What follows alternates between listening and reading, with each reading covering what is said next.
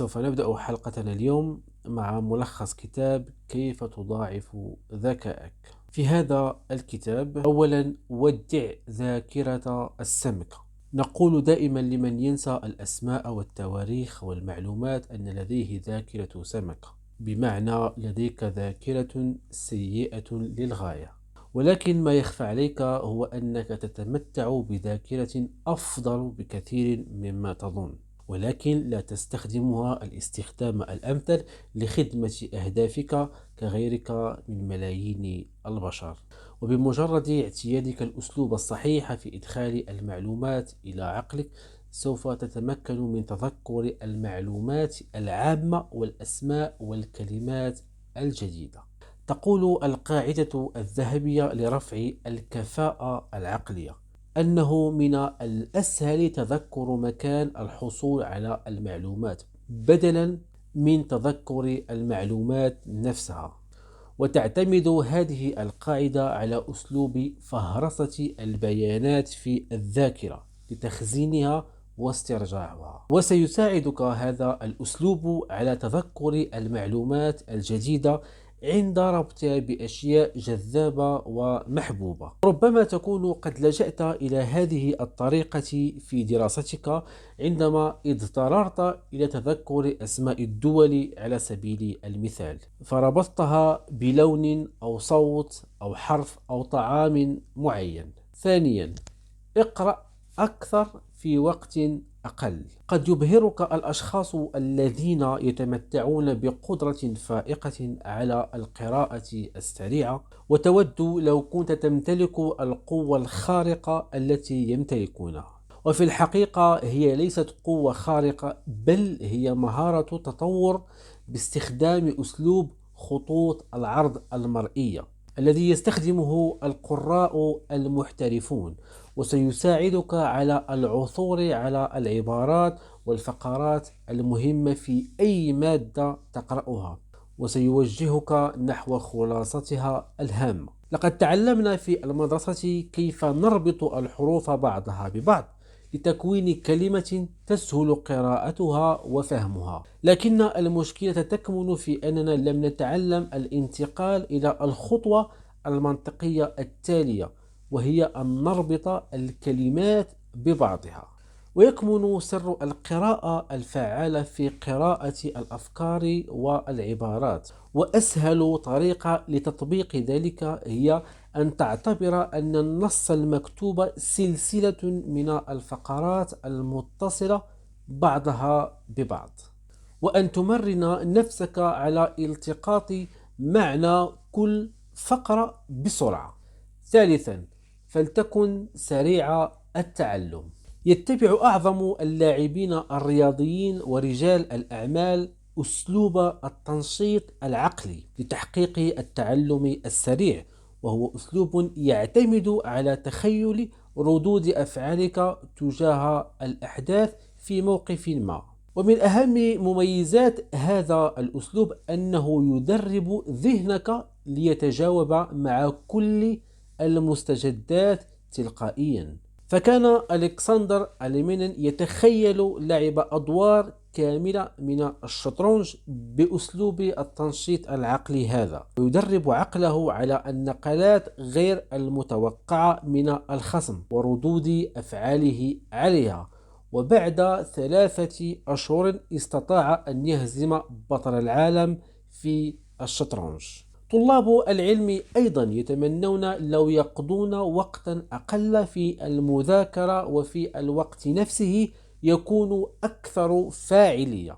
ولتحقيق ذلك لابد من الاستعانة بأسلوب التعلم المبرمج. فعندما تشرع في قراءة مادة جديدة بالنسبة إليك، تقف عند المعلومات الهامة التي تريد تذكرها. رابعا، اكتشف قوتك الإبداعية. هل تظن أن الإبداع يخص فئة معينة من البشر دون غيرها؟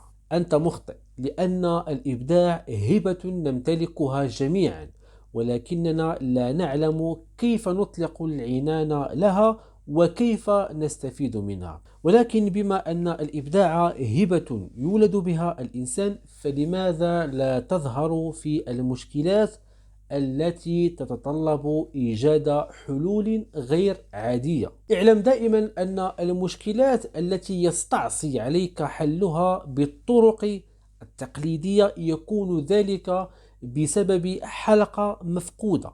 وأول خطوة لإيجاد حل عبقري لأي مشكلة هو أن تكتشف طبيعة هذه الحلقة المفقودة، وذلك يتحقق عبر اتباع خطوتين. أولهما أن تسأل نفسك عن طبيعة الشيء الذي ما إذا توفر يسهل حل هذه المشكلة، وثانيهما أن تستعد للتفكير بشكل مستقل، وستحتاج إلى تدوين جميع الحلول التي خطرت ببالك من دون الإسراع إلى إلغاء أي احتمال منها. لقد استخدمنا الإبداع فيما سبق لحل المشكلات بطرق غير تقليدية، لكن ماذا عن استخدامه لخلق أفكار إبداعية ستوفر لنا كثيرا من الفرص الممتازة؟ نعم، فهذا ليس بمستحيل. كل ما يحتاج إليه الأمر وهو العثور على طريقة لتحقيق الاستفادة القصوى من النصف الأيمن من دماغك المسؤول عن التفكير الإبداعي. خامسا، اجعل كلماتك مؤثرة وفعالة. يستطيع الأشخاص المتعلمون استخدام الكلمات لكتابة جمل مفيدة، لكن معظم الناس لا يعرفون كيفية ترتيب الكلمات في جمل تفي بالغرض المقصود. إن المشكلة هنا ليست في مجموع المفردات اللغوية التي تستخدمها، بل في احتمالية أنك لا تستخدم مفرداتك اللغوية بطريقة فعالة. والمشكلة الأكبر التي يقع فيها أغلب من يكتبون رسائل العمل هي أنهم يستخدمون الإطراء المبالغ فيه في كتابة الرسالة، ظنا منهم أن كتابة الرسائل التي تتميز بالتكلف والإطراء تجعلهم يظهرون بمظهر المثقفين. وفي الواقع ينبغي ألا تكتب الرسائل بأسلوب متكلف، فالرسائل الفعالة يجب أن تكون بسيطة، وافية، مختصرة، وأن تكتب بلغة الحديث اليومية، أي بالطريقة التي ستنقل بها الرسالة إذا كانت منطوقة. قد تكون بعض الأفكار التي وردت هنا أو كلها جديدة عليك، لأن معظم الناس لا يدركون حجم القدرات العقلية التي يتمتعون بها إلى أن يبدأوا في استخدام أساليب تسلط الضوء على تلك القدرات وتوظفها بالطريقة المثلى لخدمة أغراضهم وأهدافهم. وقد أصبحت تلك الأساليب بين يديك الآن، فابدأ في تطبيقها في الأيام المقبلة، وأطلق العنان لمعجزاتك العقلية. وبهذا نكون قد وصلنا إلى ختام هذه الحلقة.